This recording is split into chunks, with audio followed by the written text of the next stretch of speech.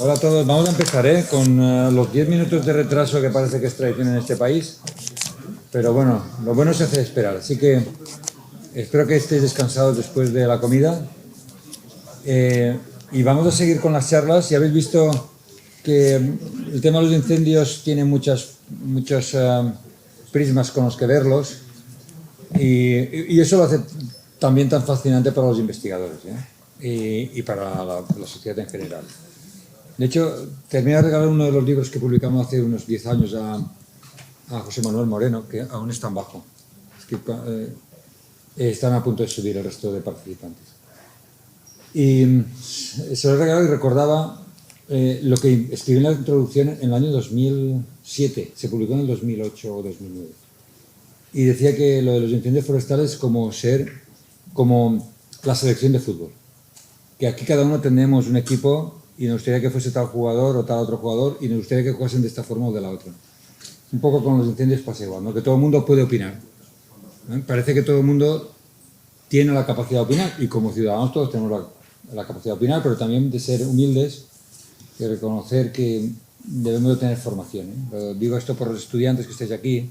Es muy importante que ahora de momento vuestra opinión no cuenta, contará en el futuro y vuestra opinión tiene que estar fundamentada. El fundamento reside en escuchar a mucha gente. El ser capaz de aunar en tus ideas lo que aprendes de tus maestros. Así que vamos a seguir con la siguiente maestra, que es Belén.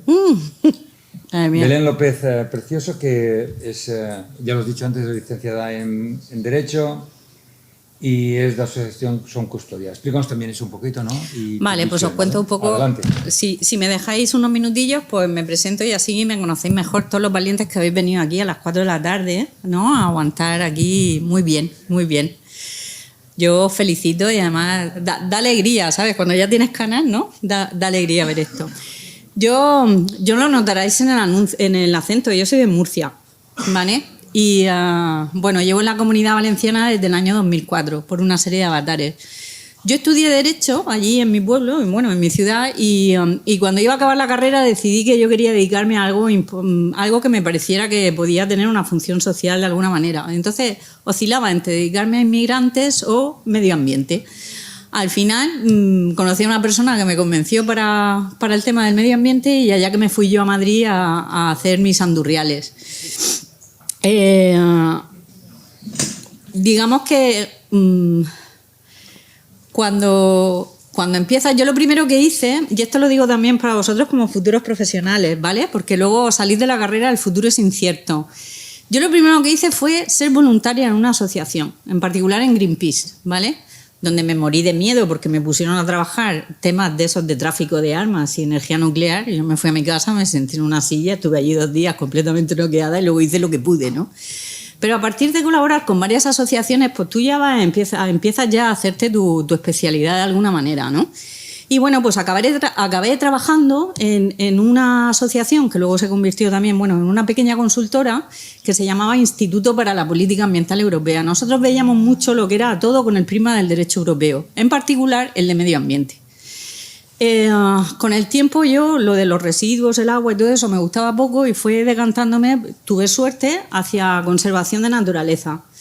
Porque hubo un gap ahí, un hueco y tiré para allá y me tocó estar en la asesoría jurídica de la Sociedad Española de Ornitología, donde yo empecé a hablar por primera vez, a salir de mi mundo, porque claro, mi mundo, mi acercamiento a la realidad me lo ha conformado lo que he estudiado, que es Derecho. Entonces yo estoy cómoda mirando boletines oficiales y luego ya a lo largo del tiempo viendo planes, ¿vale? Eso es claro, yo me acerco así a la realidad, otro se acerca de otra manera, ¿no? Por eso digo que al final la realidad y los problemas siempre son un prisma muy complejo donde puede haber muchas maneras e incluso muchos intereses, ¿no? Entonces siempre hay que escuchar y hay que hablar. Y eso me lo ha demostrado también la experiencia, ¿no? El ser humilde, porque no crees que yo cuando era joven era humilde, en absoluto, ¿vale? Entonces, bueno, tuve suerte porque empecé a hablar con biólogos y entonces yo tuve que contarles el derecho a los biólogos. En cristiano está mal dicho, pero quiero decir, en un lenguaje común que ellos pudieran entender y poco a poco iba entendiendo algunas cosas de lo que era la conservación, en particular de la avifauna. A partir de ahí ya, al cabo de un tiempo, me sale todo lo de la Red Natura 2000 y digamos que en el lugar donde yo estaba trabajando hicimos un proyecto de investigación muy chulo. No sé si sabéis lo que es Europark, pero que es como la Federación de Espacios Protegidos de España, que nos dieron una subvención y trabajamos muy a fondo en la Red Natura 2000. Con una visión también muy desde el derecho, pero de verlo todo. Es decir, no solamente las directivas que la regulaban, sino voy a ver qué dice la Directiva Marco del Agua sobre Red Natura, qué dice esto sobre aquello, qué dice aquello sobre... ¿Vale? Viendo todas las directivas, la de evaluación de impacto ambiental, la de responsabilidad medioambiental, es decir, abriendo el foco. Es fundamental abrir el foco, ¿vale? Y bueno, pues a partir de ahí yo ya me especializo un poco en Red Natura 2000 y cuando llego a Madrid tengo suerte porque la Generalitat está empezando a planificar Red Natura, ¿vale? Y ahí pues entro en el equipo de planificación y yo hago pues mis cosas de Leuleya, ¿sabes? Pues los preámbulos de las leyes, los no sé qué, los no sé cuándo, y los modelos. Hago muchos modelos y trabajo mucho. Y esa es la experiencia que me ha hecho decir las cosas que he dicho esta mañana. Es decir, porque en ningún momento la planificación de Red Natura 2000 siempre hay que hablar con propiedad y hay que irse a la fuente.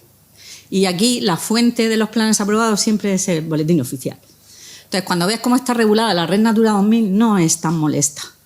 En serio, hay que leérsela. Es menos molesta que lo que puede ser un plan rector de un uso y gestión de un parque, ¿vale? Es decir, porque introduce técnicas especiales como son la evaluación de repercusiones de la Red Natura 2000, que no es esto te lo prohíbo, sino vamos a evaluar si se puede o no se puede, si afecta o no afecta al hábitat o a la especie que motivó esa declaración de ese lugar. Vale, bueno, mi vida sigue adelante, me pillan los ERE, ya no sigo trabajando en Baersa, adelanto y yo empiezo a seguir ampliando mi mundo, ¿no? Intento hacerme la consultora yo sola, etcétera, un montón de cosas. Actualmente trabajo en una asociación que se llama Son Custodia, que también a mí me saca de mi zona de confort, de la conservación de medio natural, porque es una asociación de desarrollo comunitario que trabaja, digamos que hace transformación social fundamentalmente a través de la agroecología y también con perspectiva de género, con lo cual toda mi mente hace puff y tiene que volver a abrirse. Entonces, también en este momento de apertura de lo mental, por así decirlo, también incidió mucho y por eso me encanta cuando me invitan a venir aquí, porque yo, bueno, siempre, no lo voy a engañar, yo siempre cuando voy a entrar por la puerta pienso, puedes fingir un desmayo antes de subir. Yo como diciendo, finge un desmayo y vete, ¿no? Que aquí saben mucho, ¿no? Pero al mismo tiempo a mí me da mucha alegría, porque yo cuando llegué aquí a Valencia y decidí especializarme un poco más en las cosas, me metí en aquel antiguo máster de promoción y desarrollo local, ¿vale? Y bueno, pues yo qué sé, Chimo Farinos ha sido mi profesor, lo fue Joan Noguera, yo qué sé, otro montón más, Javier Esparcia, etcétera, un montón de gente, ¿no?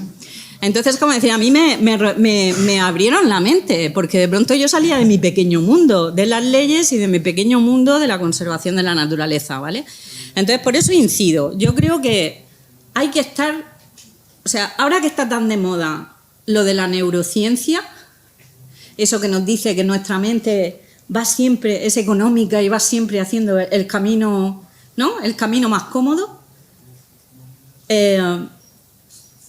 Todos vemos la realidad conforme a nuestra experiencia y a lo que hemos estudiado, y hay que intentar romper para poder escuchar a gente de otras disciplinas y con puntos de vista un poco diferentes. Y bueno, dicho esto, que era simplemente para, yo qué sé, para... No sé si voy a... ¿Esto lo puedo quitar, Artemis? ¿Este lo puedo quitar? Sí, ¿así? Vale, que me mira. Vale, pues yo quería lanzaros 4 o 5 ideas, ¿vale? Cuando se me dijo que hablara de los espacios rurales como espacios de ordenación, necesidades y problemas, pues yo la verdad es que me dio un poquito de respeto, ¿no? Porque hay mucha dificultad en definir lo que es espacio rural. Hay miles de clasificaciones, muchas de ellas sobre todo trabajan población, densidad de población, pero también cercanía a espacios más urbanos, menos urbanos. Era como complicado. A mí me estalló la cabeza cuando me pusieron digamos que esta charla en particular, ¿no? Si os fijáis, mirad, tenemos una ley, ya digo que yo mi manera de acercarme a la realidad, pues una ley que era la Ley 45/2007 para el desarrollo sostenible del medio rural. ¿Alguno le suena? ¿Sí? ¿Quién dice sí? ¿Sí? Bueno, pues ¿tú? Pero por temas familiares, vale. Pues fijaos, es una ley del año 2007 que intentó, digamos que fue como el resultado de intentar parar una visión muy agrarista sobre el medio rural y meter una visión un poco más ruralista. Y lo que hizo fue, pues, por ejemplo, dividir las zonas rurales en zonas rurales a revitalizar, zonas rurales intermedias y periurbanas, ¿vale? Es una manera de clasificar el medio rural. Hay más, ahora vamos a ver más, ¿no?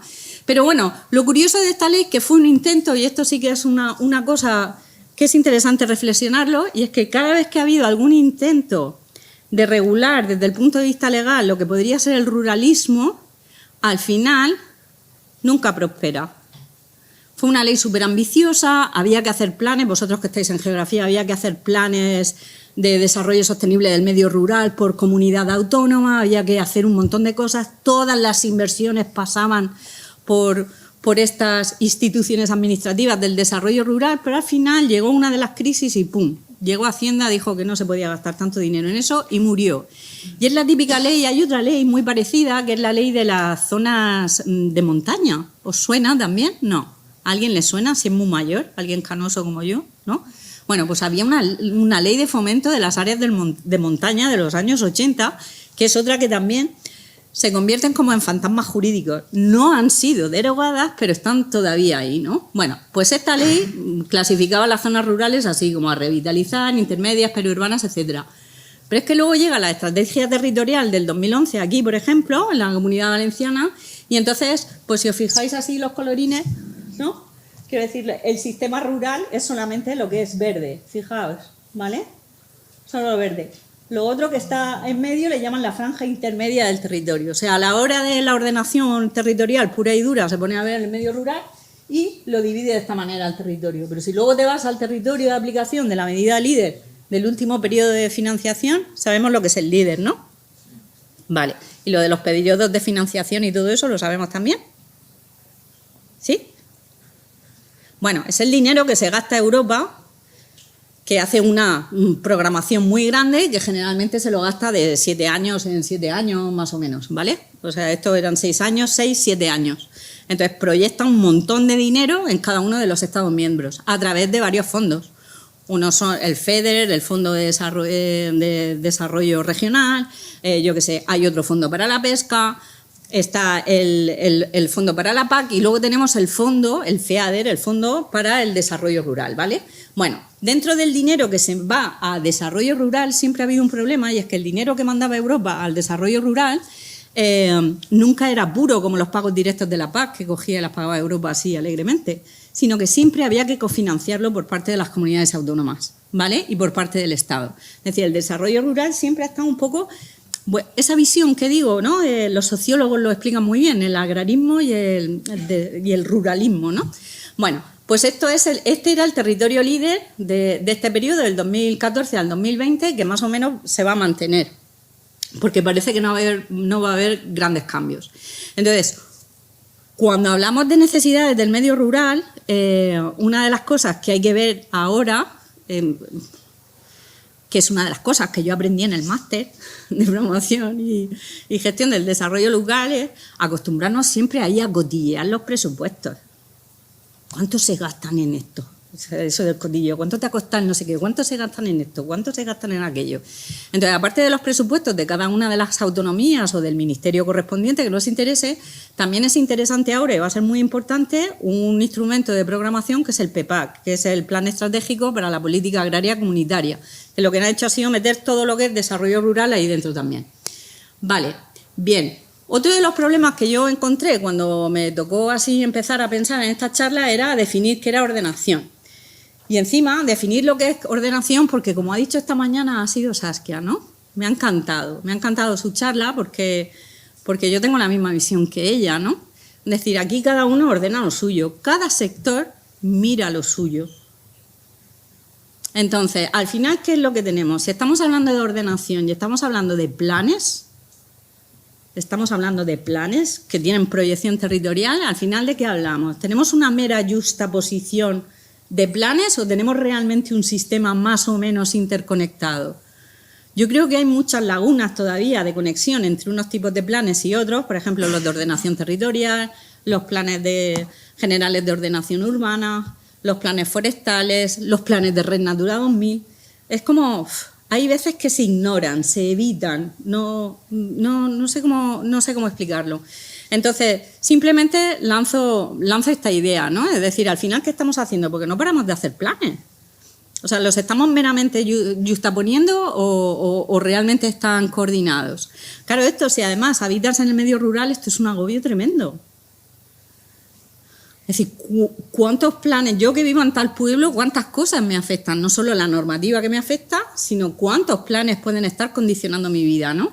¿Por qué? Porque yo al final he preferido pasar de la academia, porque además que si diera cualquier tipo de definición seguramente no la daría bien, y he decidido entrarle a hablar con vosotros, pues hablando de ordenación como desde un punto de vista amplio, es decir, aquellas acciones que van dirigidas a modelar un poco el territorio y también modular las acciones humanas, ¿vale?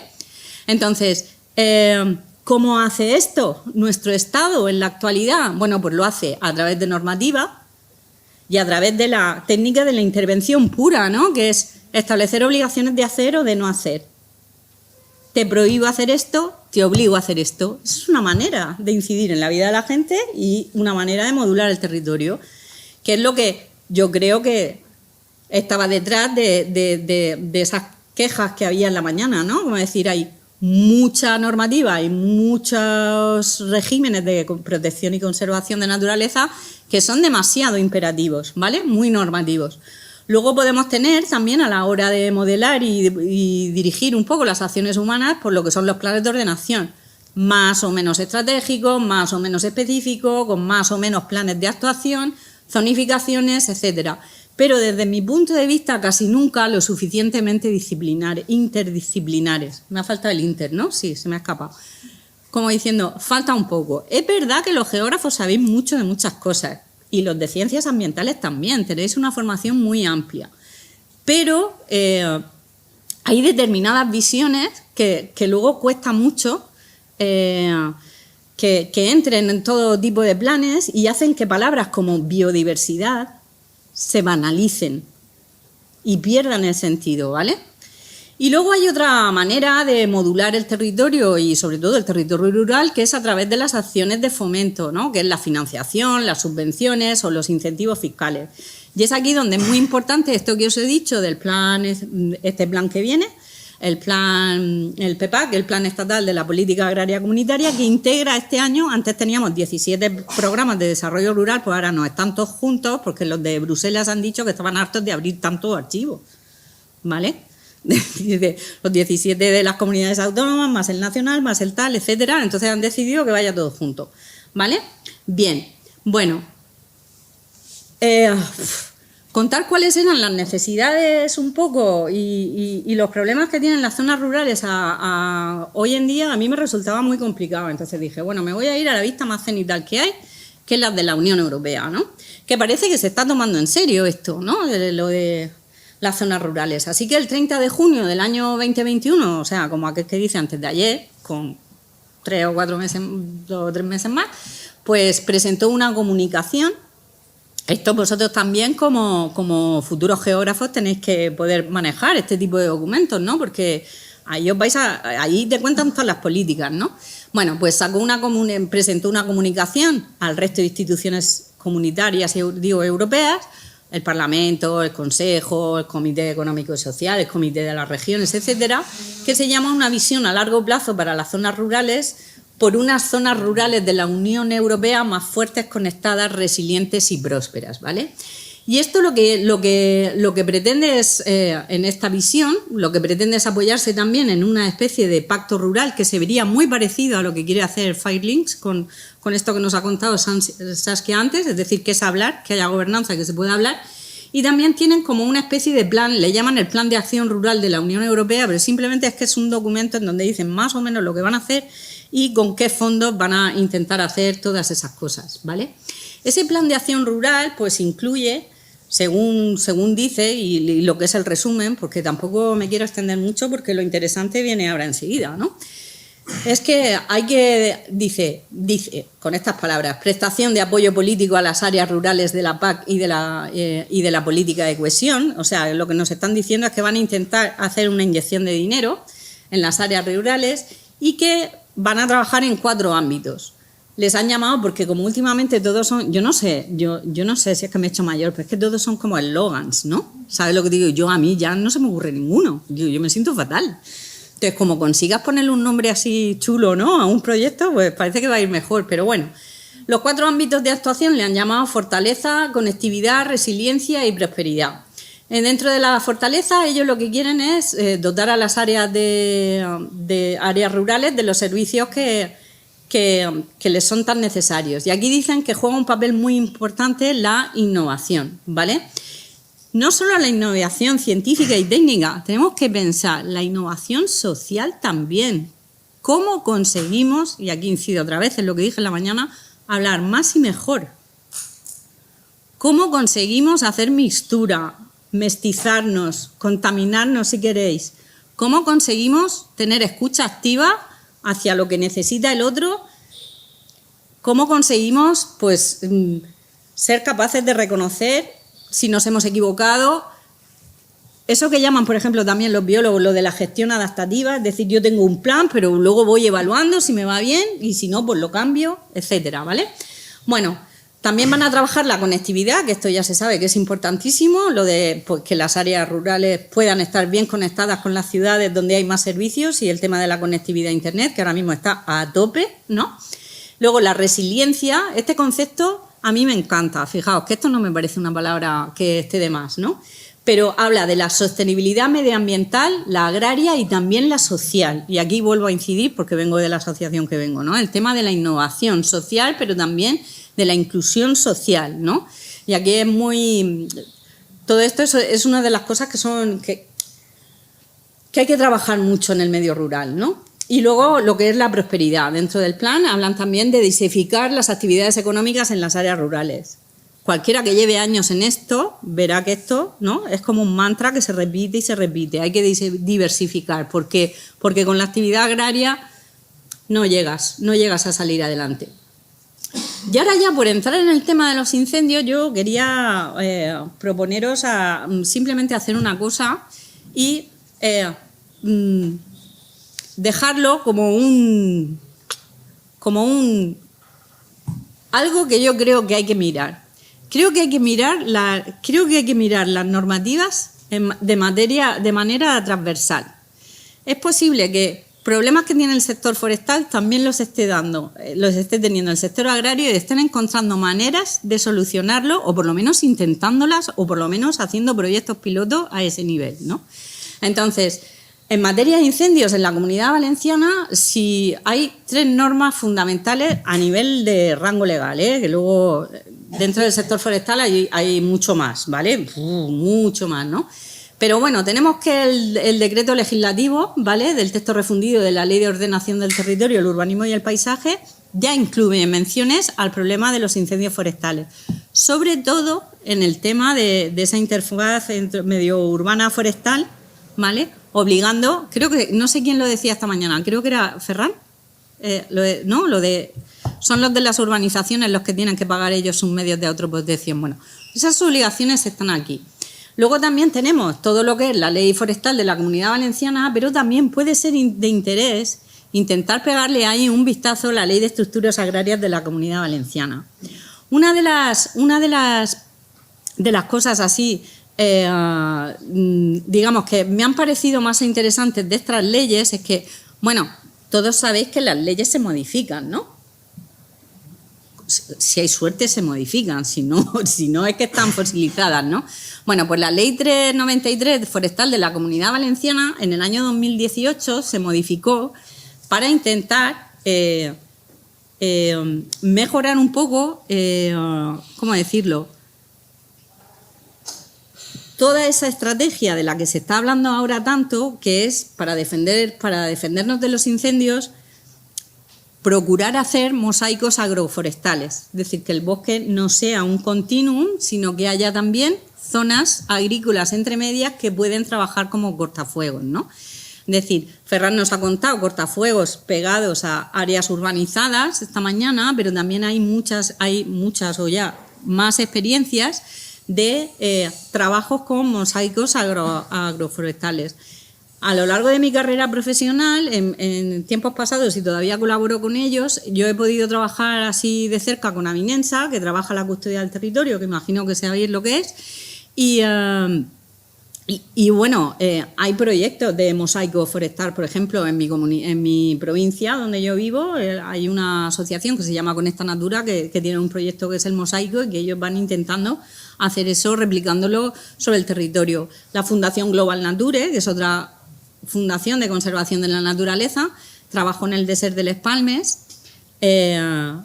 con un proyecto, además impulsado por la propia Dirección General de Prevención de Incendios y con el Ayuntamiento de Cabanes, para hacer cortafuegos verdes dentro del parque.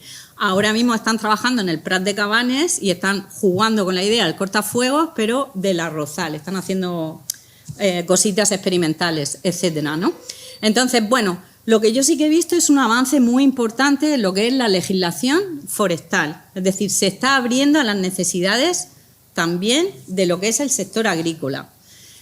Porque antes, bueno, aquí Ferran nos lo puede explicar mucho mejor, pero el sector agrícola también se quejaba mucho de cómo la legislación forestal se le imponía. Yo, de hecho, sé de municipios en los que me han hablado del ingeniero de montes como si fuera un... Dios mío, o sea, es como forma parte del imaginario colectivo este señor, o sea, como digo, cuánto mal hizo eso que dice, no tengo ni idea de lo que haría, pero bueno, quiero decir que la legislación forestal, es decir, estamos hablando de sectores que están condenados a entenderse, el agrícola, el forestal y el de conservación de la naturaleza. Yo lo veo de esta manera, ¿vale? Y bueno, yo aquí... Si os parece, no sé, son y 37, podemos hacer dos cosas. Si queréis, tenía preparadas dos cosas que podía leer con vosotros, si os parecían interesantes. Una era ver cómo la Unión Europea, digamos, que va a atajar todos esos problemas, cómo piensa ella que va a atajar esos problemas desde su campo de actuación. Tenemos que tener en cuenta que también tenemos pues el reto demográfico que está llevando a cabo el Ministerio, luego tenemos también aquí... los trabajos de la agencia Avant, antidespoblación, etcétera. Y luego también me he traído la ley forestal por si queréis saber de viva, así, leyéndolo tal cual, cuáles son las obligaciones de los propietarios forestales. Porque aquí yo veo que hay un problema que no sale a la luz, y es que yo no tengo los datos, vosotros los tendréis, pero... Las propiedades, cuando intentábamos trabajar haciendo custodia del territorio, uno de los problemas que teníamos es que era, ¿sabéis lo que es la custodia del territorio, no? ¿Sí? ¿Estáis vivos? ¿Sí o no? Dime. ¿Sí? ¿Queréis que lo explique? Y si no, Ferran luego, ¿dónde está Ferran? ¿Ha llegado ya? Bueno, Ferran luego creo que lo cuenta. La custodia del territorio es una herramienta de conservación ambiental, que lo que hace es basarse en el acuerdo voluntario entre propietarios o gestores de terrenos, gente que tiene poder para decidir qué va a pasar en un terreno, y lo que llamamos las entidades de custodia, que son entidades generalmente de conservación de naturaleza, pero que también pueden bueno, pues tener otro tipo de intereses. Entonces, lo que hacen es hacer un acuerdo voluntario, es decir, no es una imposición de la normativa que hemos visto antes, se hace un acuerdo voluntario en el que propiedad y entidad deciden de común acuerdo una gestión en la finca, ya sea en su totalidad o en una parte, que está orientada a la conservación de algún recurso natural, cultural o paisajístico. ¿Vale? La custodia es muy abierta, te puede permitir, yo qué sé, conservar un muro de piedra en seco, que además siempre te va a interesar porque estará un montón de lagartijas y de bichillos, ¿vale? Te puede servir para hacer simplemente una charca donde puedan haber anfibios, te puede servir para hacer una gestión forestal un poco más ambiciosa en un terreno forestal, donde también integres pues, conservación de paisaje, naturaleza o cultura, ¿vale? Entonces, cuando las entidades de custodia se animan a hacer custodia del territorio, es decir, porque el problema es el mismo para todos. ¿Por qué os creéis que surge la custodia del territorio? La custodia del territorio surge en España cuando llega el dinero de los LIFE.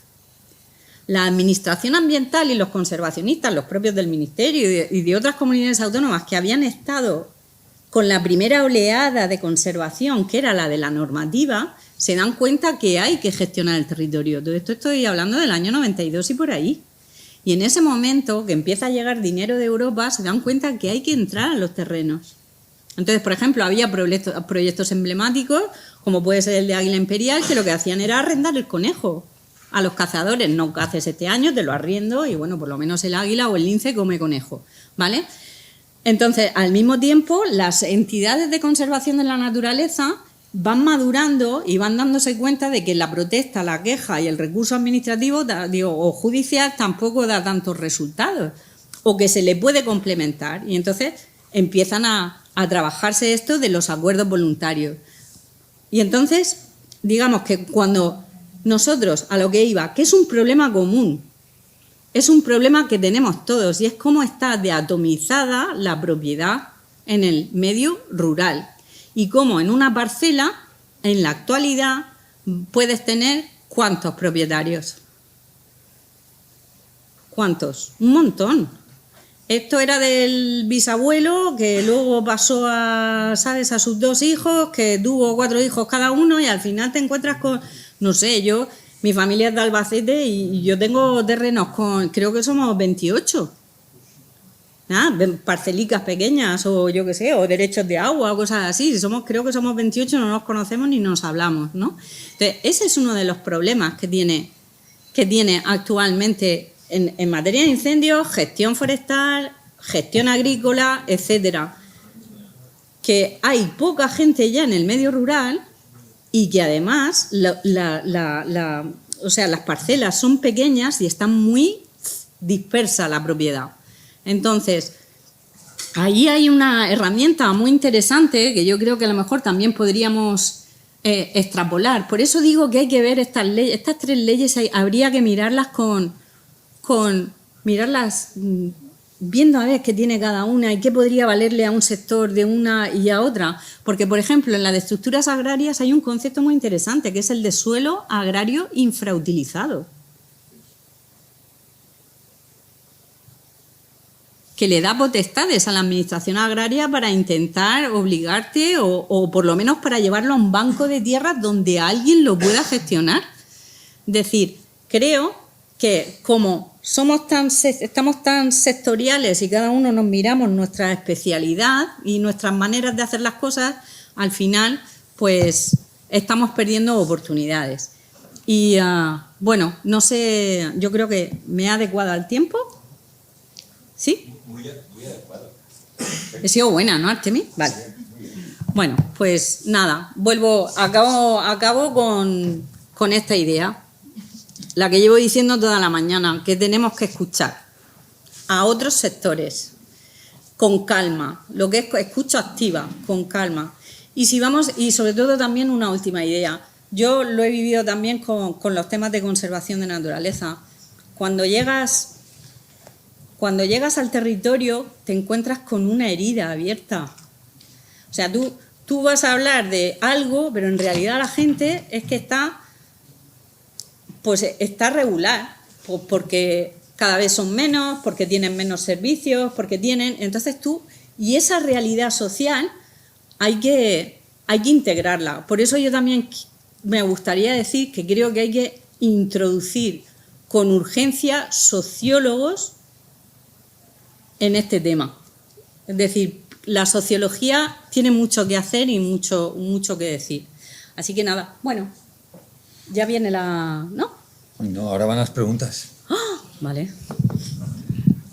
Yo ya. Ahora vamos a las... Es que compartimos el micro porque se nos tienen que grabar, ¿eh? No, pero ahora viene... No me puedo realmente las charlas son simplemente Como una para forma de abrir un poquito la mente de todo el mundo a esa necesidad de colaboración. Siempre en el mundo académico es necesario, pero más en la gestión, especialmente en temas que tienen tantos actores, ¿no? Entonces aquí escuchamos a Belén, una persona que representa, digamos, el movimiento por una custodia del territorio, por un cambio en la gobernanza, que no sea solo un gobierno, que haya gobernanza en el territorio, ¿no? Entonces aquí tenéis la oportunidad de preguntarle cómo se hace, cómo se gestiona.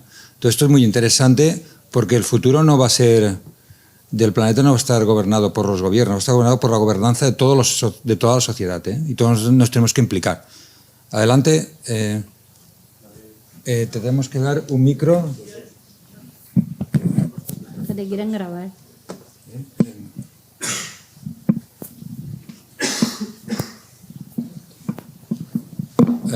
Tenéis dos micros porque uno graba y el otro es el que se escucha en la aula, ¿eh? En la sala.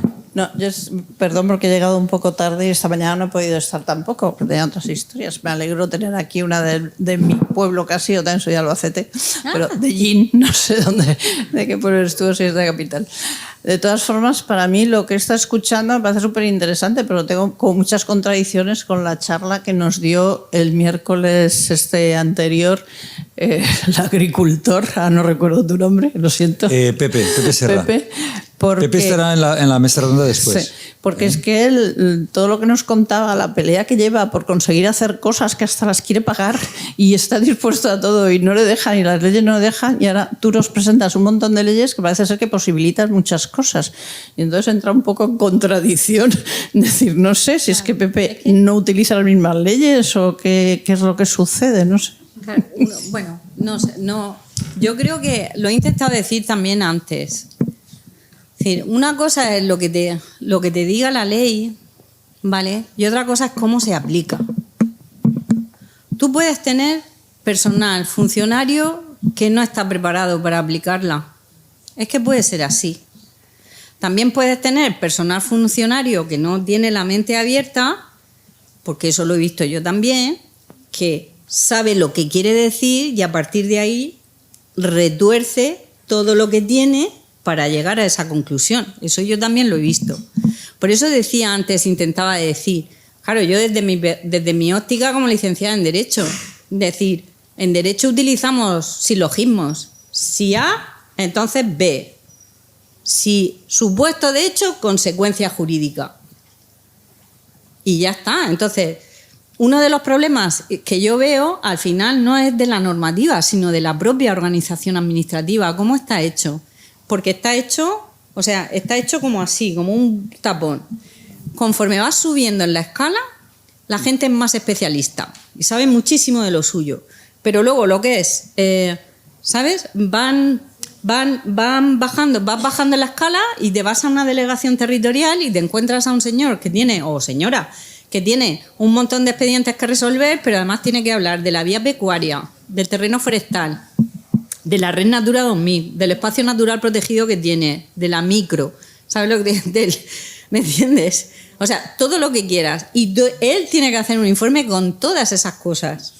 Entonces, yo, por ejemplo, creo que hay que distinguir, una cosa es lo que dicen las leyes y otra cosa es la estructura administrativa, ¿vale? Y te puedes encontrar con... Y luego dentro de la estructura administrativa, que es otra manera ya de verlo, te puedes encontrar ya al funcionario individual. Como te haya tocado un interino, pues lo llevas crudo, porque estará aprendiendo. Y si encima le ha tocado estar en una delegación territorial, bastante tendrá con ir todas las mañanas y no salir corriendo. No sé cómo explicarlo, entre comillas, porque es muy duro. Y lo digo porque yo he sido funcionaria interina del SEPE, ¿eh? O sea, quiero decir, y tienes que deglutir una información muy fuerte. El sistema está mal planteado. Entonces, una cosa es que la ley esté bien o mal diseñada. Y otra cosa ya luego es cómo se aplica, la estructura que la aplica y la persona que la aplica. Y frente a eso, si algo no te gusta, siempre tienes recursos administrativos. Es la defensa que tenemos. Es lo que articula el derecho, ¿no? Pero claro, si tú, como sé yo que pasa en mi provincia, pides una cosa y han pasado 9 meses y no te han contestado, Pues dice, en fin, claro, la agilidad se pierde, ¿no? Entonces creo que son cosas, o sea, hay que diferenciar cada cosa. Y luego otro peligro es eso que he dicho antes del sincretismo administrativo. Aquí en la universidad nadie se moja por dar un resultado si no lo tiene claro, ¿sí o no? Quiero decir que sois metódicos, ¿no? Entonces, a la hora de aplicar el derecho pasa lo mismo. Es lo que he dicho, el silogismo. Si supuesto de hecho, consecuencia jurídica. Pero yo no puedo hacer trasvases desde la fauna hasta la red natura y desde la forestal hasta la vía pecuaria. ¿Sabes? No puedo hacer un todo. No es, si esto de vía pecuaria tal, entonces, sí puede por la vía pecuaria, tal. No puede por forestal, o sí puede por forestal. Ahora voy a mirar la de espacios naturales. No puede por espacios naturales. Ahora voy a ver, por red natura. Sí puede por red natura. ¿Sabes? Y eso, a veces, también la ciudadanía no sabe distinguirlo. Entonces, al final, tú te encuentras con una decisión administrativa que no tienes por dónde cogerla, porque muchas veces, oye, yo he visto de todo, he visto preciosidades y he visto aberraciones. Entonces, bueno, pero que es la aplicación, ¿no? La que a veces genera muchos problemas. Y la falta de personal, que eso también hay que saberlo. Falta de personal en la administración. Han pasado las de Caín, eso también hay que saberlo. Y nosotros no hemos salido a la calle a decir que hubiera más funcionarios, que no soltaba la pasta. Hacienda no soltaba la pasta. O sea, aquí han estado meses sin técnico, estuvieron sin técnico de caza, digo en servicios centrales, no sé cómo estarían las delegaciones territoriales, pero un cuadro. Dime. Sí. Gracias. Bueno, yo utilizo las mismas leyes que todos, por supuesto, Claro. Pero sí que voy a hacer algunos matices. Esas leyes, muchas veces el problema es que desde las zonas rurales las vemos como una imposición. Y quizá de ahí viene el resentimiento que tú comentabas en tu charla, ¿no? Y voy a poner algunos ejemplos del porqué de ese resentimiento contra la legislación forestal. Has comentado que, y es verdad, ¿no?, que la ley forestal, que es del año 93, se modifica en el 2018. Sí. La legislación actual establece que es obligatoria, no voluntaria, sino obligatoria, que en la legislación ambiental participen ciudadanos. Claro. Y se constituyó al efecto hace tiempo un órgano llamado Mesa Forestal de la Comunidad Valenciana, donde teóricamente es un órgano consultivo, o sea, no implica nada. Allí podemos decir, yo soy miembro de la Mesa Forestal y es un órgano consultivo. La Administración tiene la obligación de consultarte los temas medioambientales o los temas forestales. La ley forestal no se debatió. Se modificó sin pasar por la Mesa Forestal. A los gobernantes en aquel momento no les convino que se debatiera y se hablara. Pues muy mal. Se aprobó en las Cortes Valencianas. ¿Cómo podemos luego sentirnos identificados con esa ley? No nos sentíamos antes y tampoco nos sentimos ahora. Ese es un ejemplo. Luego has comentado, siempre tenemos recursos administrativos los ciudadanos. Bueno, los juristas los conoceréis. Pero muchas veces el ciudadano, cuando te pasa la apisonadora administrativa, dices, ¿y qué puedo hacer yo, hormiguita? Como no me vuelva hormiga atómica. ¿De acuerdo? Es decir, te sientes impotente muchas veces frente a la administración. Sí. Hay un dicho muy conocido que dice, si la piedra da en el cántaro o el cántaro en la piedra, siempre pierde el cántaro. La piedra es la administración y el cántaro es el ciudadano. Esa es la visión desde las zonas rurales. Ojalá que hubiera más empatía y más asertividad por parte de la administración en abstracto y de cada funcionario en concreto. Pero muchas veces no lo ves. Luego has dicho, bueno, si tanto interés hay en que la legislación es buena, ¿por qué, por ejemplo, la Red Natura 2000 se nos impuso de tapadillo a muchas zonas rurales? Aparece una directiva europea, no nos enteramos nadie porque no estamos pendientes de esos temas y de repente te dicen, no, que tu pueblo es todo Red Natura 2000. Bueno, ¿y a quién le han consultado? Yo estoy seguro de que en Suecia o en Finlandia o en otros sitios donde realmente hay más cultura sociológica, por llamarlo de alguna manera, pues no se hizo así. Y por eso ves porcentajes mucho más pequeños de territorio implicado en la Red Natura 2000. Y no creo que sea porque no quieren conservar la naturaleza. Pero aquí no participamos nadie. Y luego ya, en cuanto al número de funcionarios, bueno, no voy a entrar. Yo anteayer ya hice un comentario en esa misma mesa y no quiero repetirme, ¿no? Pero a mí me parece que un agricultor trabaja muchas más horas que cualquier funcionario y tiene muchos más problemas. Es decir, si la administración quiere hacer algo, que se gaste dinero en ayudar a los pobres agricultores porque, en fin, pero bueno. Yo creo que habría que poner ahí unos objetivos y luego dices, bueno, la ley se modificó para mejorar, ¿no? Para mejorar la gestión forestal porque hay mucho minifundio. Estoy de acuerdo contigo, pero en mi opinión el minifundio en las zonas forestales es en gran parte culpa de la administración. Corrígeme si me equivoco, tú que eres jurista, pero la ley forestal establece, se fomentarán las permutas y patatín y patatán y patatón. Mucha palabrería hueca. Y luego el reglamento que desarrolla la ley también. Pero la realidad es que yo vivo en el municipio de Bicorp y se ha hecho ahora una permuta en 5 años. El propietario llevaba 5 años para hacer la permuta. Y si tú hablas con él ahora te diría, si mañana volviera a empezar, no la hacía. ¿Por qué? Porque en primer lugar es una cuestión cultural, pero allí casi nadie tiene escritura y mucho menos inscritas las parcelas en el registro de la propiedad. Culturalmente se han transmitido verbalmente de padres a hijos y si me la compras, pues vamos 2 testigos y ya está, y todo el mundo lo sabe. Y casi nadie tiene escritura y no pasa nada. Tú sabrás que como jurista pues no es obligatorio pasar por la notaría. Es un trámite que da una garantía jurídica, pero no es obligatorio. Y mucho menos el registro de la propiedad. Pues cuando se hace una permuta, tú tienes que tener tu parcela escriturada e inscrita en el registro de la propiedad. ¿Vale? ¿Y quién lo paga eso? Tú dices, bueno, es mi parcela, yo voy a cambiar mi parcela con otra de la administración o parte de mi parcela con otra de la administración, bueno, pues hago este trámite. Pero es que luego la administración te dice, un momento, que la parcela que me vas a dar, todo el trámite de escritura y de registro de la propiedad que yo quiero, aunque a ti no te haga falta, pero yo administración te lo exijo, lo tienes que pagar tú. Oye, si la permuta es beneficiosa para el conjunto de la sociedad, ¿por qué lo he de pagar yo ciudadano? No hay casi permutas. ¿Cuántas permutas hay, por favor? Sería muy interesante saber que Medio Ambiente expusiera cuántas permutas de terreno forestal se desarrollan. Yo solo conozco esta. Y el dueño está harto. Hoy no la haría. Entonces dices, bueno, hay problemas de gestión por el minifundio, claro. ¿Y qué hace la administración que tendría que dar ejemplo? Nada, poner trabas a los que quieren hacer permutas. Solo esto, gracias. Vale. Oye, que yo no trabajo en la administración, ¿eh? Y que era una ambiviola, ¿eh? Cuando se inventaron la Red Natura. No, a ver, te voy a explicar solamente 2 cosas. Muy feo que no lo pasaran por la mesa forestal. Muy feo, ¿sabes? Si tienes una...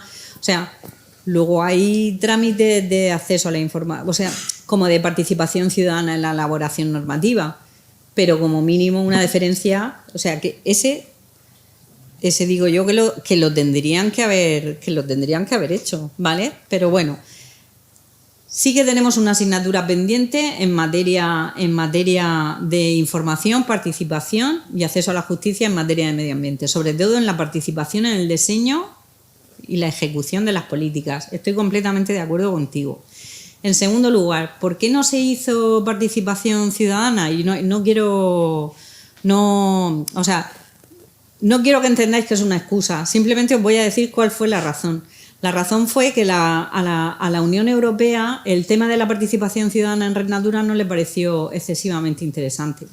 No lo metió en la directiva de hábitats, como tampoco estaba en la directiva de aves silvestres, con lo cual informar a tu territorio era una cuestión que se dejaba al arbitrio de cada uno de los Estados miembros.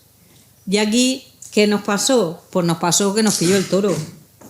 Que la directiva salió y que nosotros sacamos con 1 año de retraso respecto a la transposición el Real Decreto que había y luego había que ponerse a lo loco a hacer cartografías.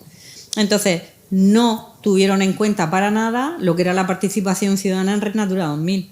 Para nada. Y estoy completamente de acuerdo contigo que fue un error garrafal. Pero luego sí hay otro momento en el que por lo menos se puede intentar participar, que es cuando se están haciendo los planes de gestión de esa red. Y ahí sí que el procedimiento está arreglado, porque ese yo sí que ayudé yo a que saliera bien en esa ley y lo metieran bien. Esa sí, la forestal yo no la he trabajado. Tampoco te puedo dar una valoración de bien o mal, porque yo no la he trabajado. Pero en esa sí que trabajamos mucho que hubiera participación, por lo menos, en lo que era la redacción de los planes de gestión. Es más, pasan por evaluación ambiental estratégica, con lo cual hay más posibilidades.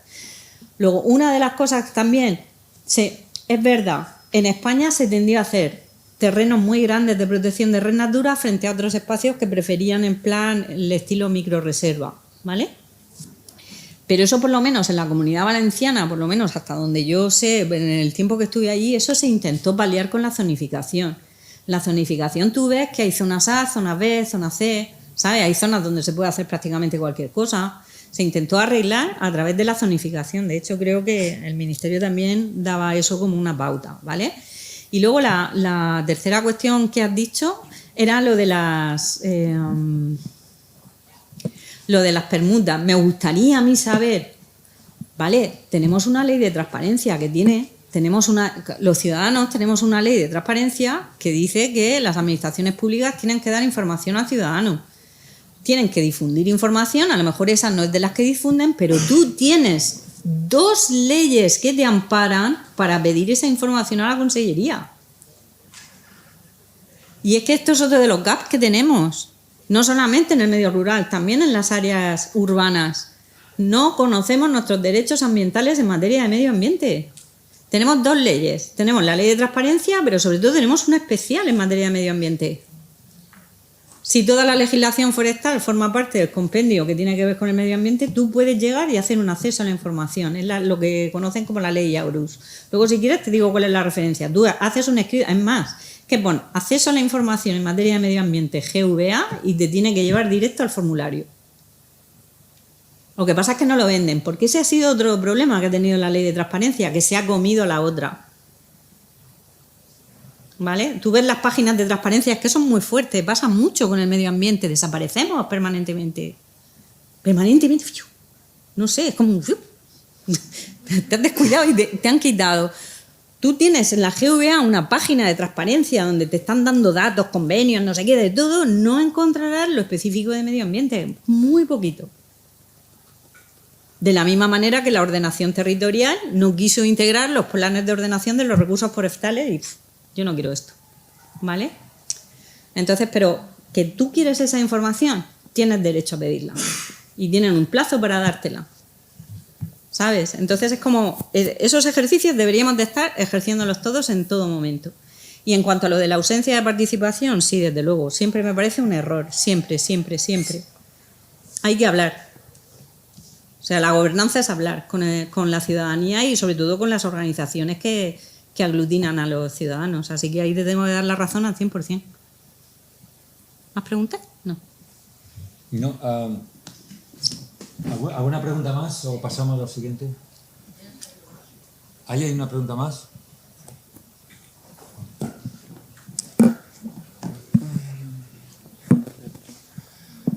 Otro aspecto que me ha hecho pensar sobre lo que has dicho tú antes, que la ley puede ser aplicada de distinta manera según la persona que la aplique. Es verdad que hay leyes muy objetivas, pero hay otras muy subjetivas. Quizá tú la apliques de una manera, pero otra jurista semejante la aplique de otra manera. La pregunta es cómo puedes estar tú segura de que la estás aplicando correctamente. ¿Has entrado alguna vez en conflicto con otros miembros de...? Hombre, sí, sí, claro. Mira, todos los que han estudiado Derecho a hacer un informe acaban diciendo, salvo otro criterio, ¿no? Salvo otro criterio mejor fundado en Derecho. Todos se curan en salud, esa es la palabra. Pero bueno, en el Código Civil están las reglas de interpretación. Tú tienes, ¿sabes? Para interpretar una ley, tú tienes la interpretación gramatical, que eso a veces hay gente que las cambia de sitio, los adverbios y las cosas. Hay una interpretación gramatical, una histórica, ¿sabes? Es como hay una serie de criterios que te permiten ir por ahí. Yo tiro siempre a lo gramatical, lo que dice sujeto, verbo, predicado. Y a partir de ahí me agarro como una lapa, ¿no? Lo que te digo luego ya otra cosa, que me hagan caso o no me hagan caso. No sé, pero hay que acostumbrarse también a que no te hagan caso. A mí, no, ¿sabes? Que pero hay leyes más complicadas y leyes que son menos, ¿sabes? Ya está, ¿no? ¿Hay otra pregunta? Ah, vale. Has tenido mucho éxito en la que Oye, me qué has guay. preguntado. A ver, me alegro. Pues esta mañana no me aplaudían, ¿eh? Pero yo pregunto todo lo que haga falta. Y además, de leyes siempre me encanta porque es que va a ser, ¿no? Va a ser su herramienta, es que tienen que aprenderlo. Espera.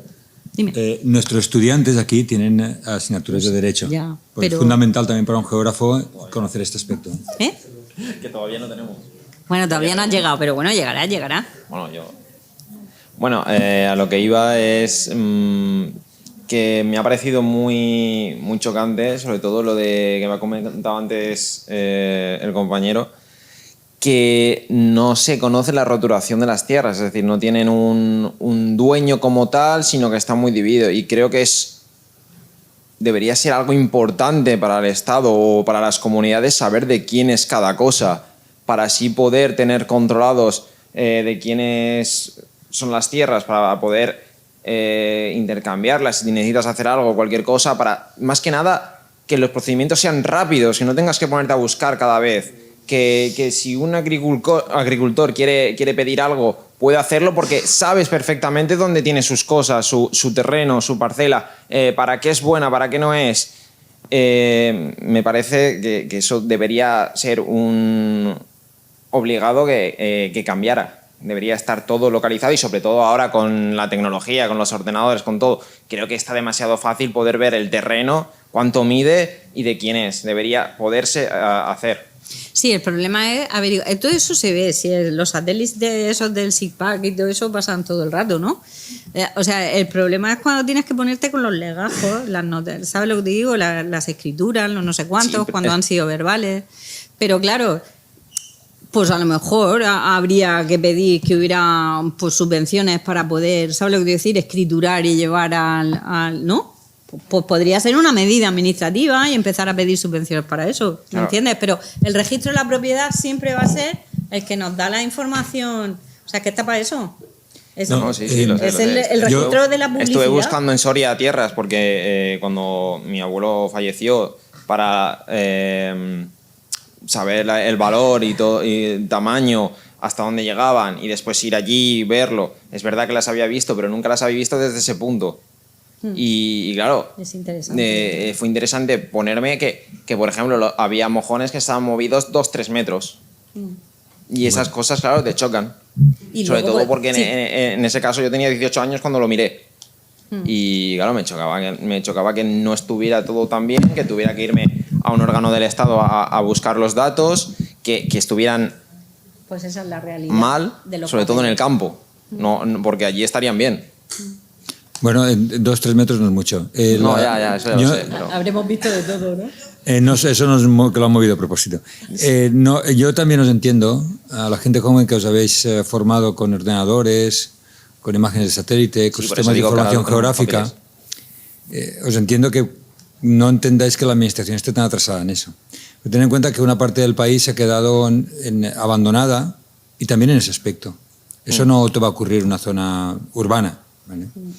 Entonces, tenéis que, eso es una forma, una parte de vuestro aprendizaje, entender que hay un país contrastado, en el que hay un país abandonado y uno con una economía mucho más activa, ¿no? Y eso que cuenta es muy interesante porque es un ejemplo, ¿no? Lo que decía Pepe, ¿no? De que no hay escrituras, no hay registro de propiedad, ¿vale? Sí, Ferran, adelante.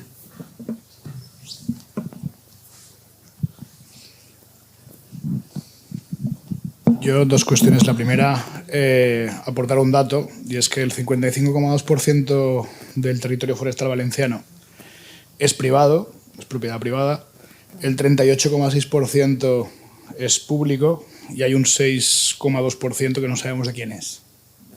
Vale, entonces hay un porcentaje importante de propiedad que todavía no sabemos ni de quién es, con lo cual imagínense lo que es las implicaciones que tiene esto. Y luego dos cuestiones. La primera, si tienen datos de la cantidad de superficie que está en régimen de custodia en este momento, por saber del 1,4 millones de hectáreas forestales que tiene la Comunidad Valenciana, cuál es el impacto de esa metodología o de ese modelo de gestión, por si existen esos datos, porque lo desconozco. Y la segunda, en caso de haber padecido incendios forestales, si luego se gestiona la regeneración o la restauración. Pues mira, los datos yo no me los sé de memoria porque además si me lo hubiera aprendido lo hubiera olvidado. Tengo un problema con los números brutales, pero si quieres ver cuáles son los datos de la custodia, tienes en la Fundación Biodiversidad, ahí está la plataforma para la custodia del territorio, ¿vale? Y ahí hacen un inventario, creo que es cada 2 años, ¿vale? Y ahí podrás sacar números de hectáreas, etcétera. Luego, ¿cuántas de ellas están en terreno forestal en la Comunidad Valenciana? Yo creo, no te sabría decir tampoco, pero sí sé, bueno, esta tarde ahora dentro de poco, Ferran viene de la Colla Larrel, por ejemplo, él está haciendo custodia forestal, ¿vale? Es posible que él tenga más datos, ¿vale? Pero de entidades que hacen custodia del territorio en la Comunidad Valenciana, pues tienes, yo qué sé, la finca Huizcarró, hay varios que están haciendo gestión forestal, con los que puedes ponerte en contacto y si hace falta se te ayudamos. ¿Y la otra pregunta cuál era? Cuando hay un incendio, la restauración. No lo sé, no sé cómo lo abordan. Eso es cada proyecto. Cada proyecto verá cómo lo abordan. Pero me parece que precisamente ahora Ferran nos va a hablar de los núcleos de dispersión y reclamo después de incendios, creo. O sea que... Pero es muy interesante lo de la restauración forestal, ¿eh? Quiero decir, me ha parecido muy interesante lo que ha dicho la representante del Ministerio esta mañana con lo de los problemas del artículo 10 del Reglamento de Restauración. Porque habría que mirarlo bien, a ver si es verdad que genera ese problema. Quiero decir, vuelvo a incidir en la idea de que la red Natura forestal tiene que ser gestionada. Entonces, a lo mejor el reglamento de restauración a lo mejor es un aliado y no tanto un problema. Todo depende también de cómo lo enfoques, ¿vale? Eso habría que estudiarlo bien, porque podría ser un aliado, porque además trae fondos. Es decir, porque nosotros hablamos de prevención de incendios, pero también si queremos evitarlos, si tenemos que gestionar el territorio, pues a lo mejor esa herramienta con esa obligación que... Bueno, y además es un reglamento europeo, es que es obligatorio, no hace falta ni transponerlo. Entonces esos tantos por cientos a lo mejor van a ir acompañados de dinero porque es una obligación muy heavy y a lo mejor sí que ayudan a la restauración forestal. Entonces hay que abrir un poco el campo para ver dónde se dan los espacios de verdadera sinergia entre esas dos cosas. ¿Vale? Muy bien. ¿Otra? ¿Más preguntas? Ah, Sí, no. Sí. Se han redactado menos de un 8% de los proyectos de restauración post-incendio desde los años 90 hasta la fecha. O sea, Fíjate que tú, o sea que se ha tenemos... redactado menos del 8% y ejecutado... Claro, ¿sabes? Pero claro, ¿sabes dónde creo yo que está la clave? En el PEPAC ahora. ¿Cómo van a aplicar la pasta del desarrollo rural? Es un tocho de 2.935 páginas que yo casi muero esta semana para preparar esto. Al final no he traído nada, pero sí que he ido porque he ido ya ahí buceando. En el PEPAC te dice en qué medidas de gestión forestal está dispuesta la Comunidad Valenciana a financiar y a poner en marcha. Y ese es el trabajo que hay que hacer ahora, porque esa es la pasta que viene. La que viene ahora. Hay que machacarse el PEPAC. A partir de ahí empezarán a salir las ayudas, etcétera. Luego también, como comentaba el compañero, por incidir un poco también en lo que decía de la burocracia, ¿no? Y la desesperación profunda. El otro día me decía un compañero también, un colega, ¿no? De otra asociación que se llama Interpreta Natura, que están haciendo de todo. Decía, sí, han salido las subvenciones para el pastoreo, ¿no? Dices, pero ¿qué pastor va a poder presentar ese papel? Si no hay quien lo entienda. Entonces, que realmente, por ejemplo, hay otras líneas que también son las de mejora del lenguaje administrativo que deberíamos de estar peleando. Es decir, hay toda una línea desde hace años de mejora del lenguaje de la legislación, mejora del lenguaje administrativo que deberíamos de estar peleando. porque tenemos mucha gente, o sea, un abanico muy amplio de población a la que llegar. Y Nos vamos. vale, No, es que... pues encantada, ¿eh?